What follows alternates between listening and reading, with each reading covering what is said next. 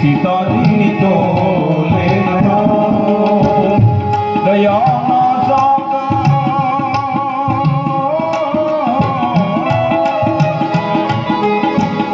રૂપાની દાન થઈ ભલે ભગવાન કહેલાવો મારા રામ તમે સીતાજીની તો લેના રામ તમે સીતાજીની તો લેના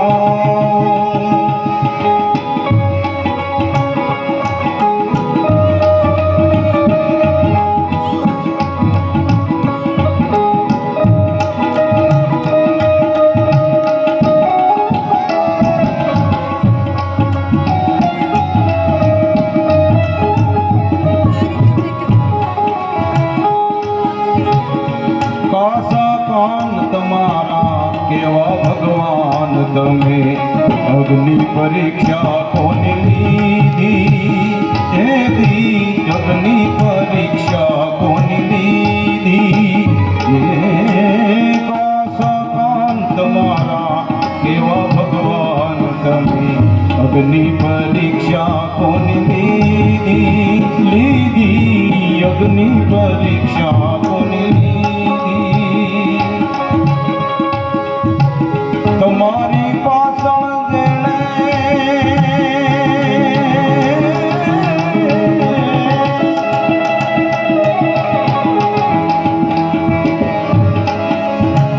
તમારી પાછળ જેણે વગડો રે બેઠો તમારી પાછળ વગડો બેઠો એને ધોબીની વાતે ત્યાગી દીધી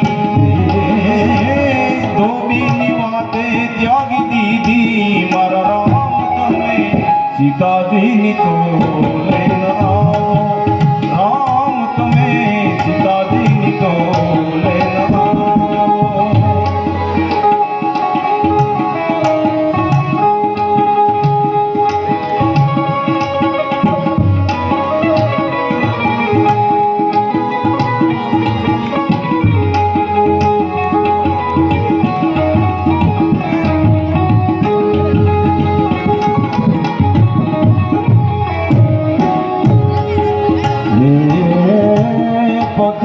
પત્નીને ઓળખતા આવડ્યું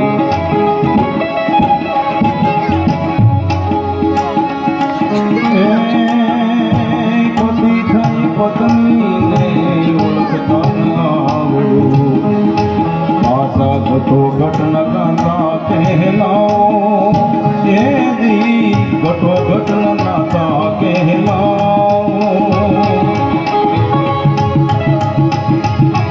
તમારા પેલા અશોક વનમાં તમારા પેલા માતાજીએ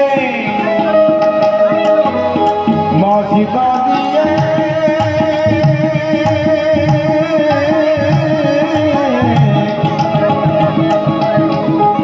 તમારા પેલા મા જાનકીજીએ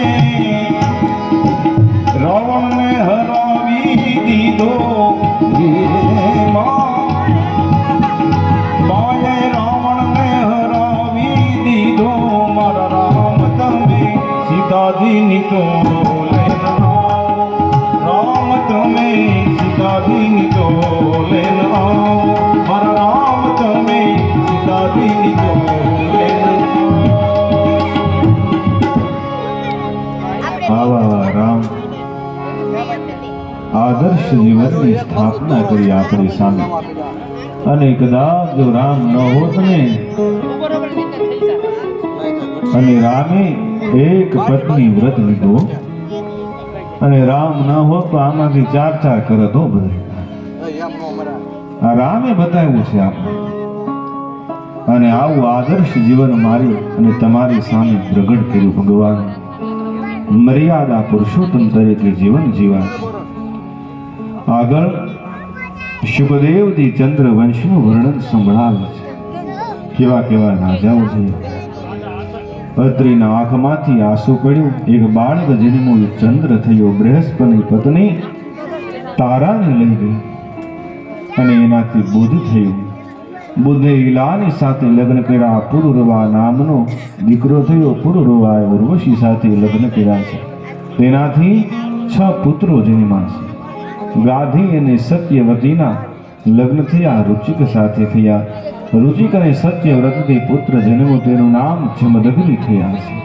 આ જમદગ્નિને રેણુકાથી જન્માય પરશુરામ થયા છે. સહસ્ત્રાર્જુન જ્યારે ભગવાન દત્તની ઉપાસના કરી એટલે દત્તને પ્રસન્ન કર્યા અને ભગવાનને કીધું કે મને એવા હાથ આપો કે આખા જગતને મારી સામે લડવા આવે તો વિચાર કરવો. 1000 હાથ ભગવાનની પાસે માંગ્યા અને પરમાત્મા દત્ત ભગવાન પ્રસન્ન થઈ અને 1000 હાથો આપ્યા છે. 1000 હાથ લઈ બધે લડવા જાય, બધાને પરાસ્ત કરે. પણ એક દિવસ આ જમદગ્નિના આશ્રમમાં આવે છે. આશ્રમમાં આવી અને જ્યારે બધી સેવાઓ જોવે ને ઋષિઓની, એટલે એમ થાય કે મારા કરતા વૈભવ તો આશ્રમમાં વધારે છે. સામાન્ય માણસને થાય ને આવું, પેલા આપણા કરતા તો આશ્રમમાં બહુ સારું. પણ ત્યાં તો પરમાત્માની કૃપાઓ હોય. ત્યાં તો ગાય હતી હો. બ્રાહ્મણો પાસે ગાય હતી નંદિની. આ ગાય સમસ્ત પૂરું કરતી અને આ સહસ્ત્રાર્જુનને એમ થયું કે ચાલો આ ગાયને લઈ જાવી. કોઈને પણ પૂછ્યા વગર એના સૈનિકોને આજ્ઞા કરી કે ગાયને લઈ લો આપણા રાજ્યમાં. અને આ સમાચાર જ્યારે મળ્યા છે ને પરશુરામ ગયા એના રાજ્યમાં. માહિષ્મતીમાં જઈ એક પણ હાથ રહેવા નથી દીધો સહસ્ત્રાર્જુનનો. તમામ હાથોને કાપી નાખ્યા અને ઉર્ધ્વ બાહુ ઊંચું મસ્તક કર્યું કે મસ્તકને કાપી નાખ્યું. અને જેટલા પણ સૈનિકો, જેટલા પણ ક્ષત્રિયો વચમાં આવ્યા ને એક એકના મસ્તક કાપી નાખ્યા છે પરશુરામ. આ બાજુ ફરીવાર દિવસો વ્યતીત થયા. એના સંતાનો એ બદલો લેવા થઈ આશ્રમમાં આવ્યા છે. આશ્રમમાં આવી એના પિતા તપમાં છે. જેવા તપમાં હતા હાથમાં તલવાર લઈ એના પિતાનું મસ્તક કાપી નાખ્યું. મસ્તક કાપીને માહિષ્મતીમાં લઈ ગયા. અને ત્યાં તો રેણુકા રામ રામ બોલીને ત્યાં તો પરશુરામ હાજર થયા. પરશુરામ આવ્યા અને ફરીવાર માહિષ્મતીમાં જઈ સમસ્ત સંતાનોના મસ્તક કાપી અને ન્યાજ દરવાજે લટકાવી દીધા. બધા એને પિતાનું મસ્તક લાવ્યા છે. આવા પરશુ એક પિતાના વચનને ખાતર અને એના મનમાં ખાલી કામનો વિચાર આવે. આ બાજુ યજ્ઞમાં વિલંબ થાય. પિતાને ખબર પડે ને એક વચનમાં એની માનું મસ્તક અને ભાઈઓના મસ્તક કાપી નાખે. આ પરશુરામ. અને પિતા કહે પુત્ર જે જોતું એ માંગ. પિતાને કહે પિતા બીજું કાંઈ નહીં પણ મારી માને સજીવન કરો, પાછી મારા ભાઈઓને સજીવન કરો. બધાને સજીવન કર્યા છે. પણ પિતા એક બીજું પણ મને વચન આપો કે આજે મેં મસ્તક કાપ્યા ને કોઈને યાદ ન રહે. અમારી માને મારા ભાઈઓને યાદ ન રહે. આવું વચન આપ્યું. આવા પરશુરામ થયા છે. ગાંધીની ત્યાં વિશ્વમાત્ર થયા.